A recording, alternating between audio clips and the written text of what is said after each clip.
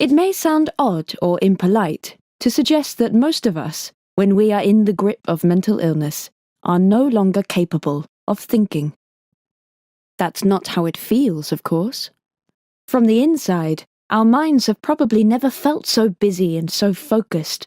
From the moment we wake up in panic and self-disgust, we are ruminating, pondering, exploring catastrophic scenarios, scanning our past, attacking ourselves for things we have done and not done, questioning our legitimacy, talking to ourselves about how repulsive we are, paying attention to strange voices recommending that we are evil and sick and headed for the worst, and wondering how and whether we should kill ourselves.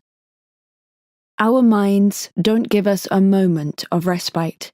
We may rub our temples to cool them down, and when eventually we fall asleep, we are exhausted by the marathons our thoughts have run inside us. Nevertheless, we may still want to insist, for the kindest and most redemptive of reasons, that we have not been thinking at all, that none of this hive of activity deserves the title of thinking. It is just illness. To be mentally ill is to be swamped by secretions of fear, self-hatred, and despair that, like surging seawater through a pumping station control desk, knock out all our higher faculties, all our normal ability to sensibly distinguish one thing from another, to find perspective, to weigh arguments judiciously, to see the wood for the trees, to correctly assess danger, to plan realistically for the future, to determine risks and opportunities, and, most importantly, to be kind and generous to ourselves. None of these faculties function any longer, but, and this is the true nastiness of the illness, we are never and nowhere alerted to our loss. We are both very ill and very unaware. It looks as though we are continuing to think as we have always done, with all the usual intelligence and reliability, but that we just have a lot more to worry about. Nowhere along the way does our mind generously tell us that it has begun to look at reality through a distorted lens, that it has, at some point in the day, to all effects, stopped working. No bell goes off, no hazard lights start to flash. The mind merely insists that it is giving us all the normal readings, and that we have objectively entered hell. Yet the truth is that we have lost command of about a third of our minds, and are pulling together our ideas from the most degenerate, traumatized, unreliable and vicious aspects of ourselves. It's as if a group of terrorists had donned white coats and were impersonating prestigious scientists in order to lay out a set of vicious theories and prognoses.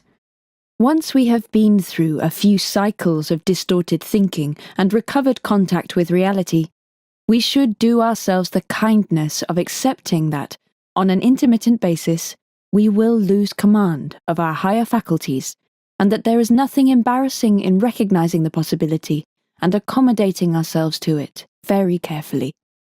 This is the nature of an illness around which we will need to take the greatest care. We should start to get better at detecting when illness might be drawing in on us, what the triggers for it might be. Then, when it is upon us, we should do and decide nothing. We shouldn't start to send emails, deliver judgment on our lives, or plan for the future. We should, as much as possible, stop all mental activity and rest. We might listen to music, have a long bath, watch something untaxing on television, and perhaps take a calming pill. We should also try to plug our brain into that of someone else, to benefit from their greater powers of reason.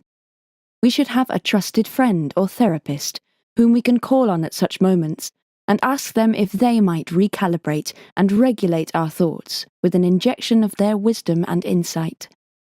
We should willingly put them in charge of determining how things are for us.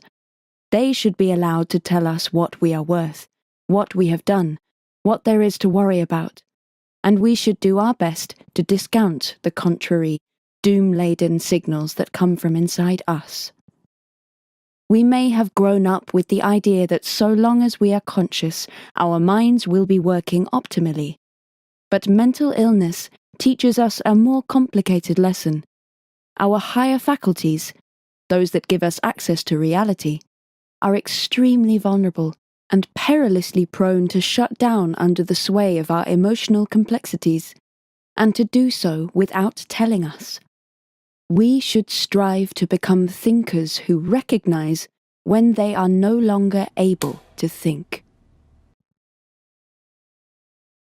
Our online shop has a range of books and gifts that address the most important and often neglected areas of life. Click now to learn more.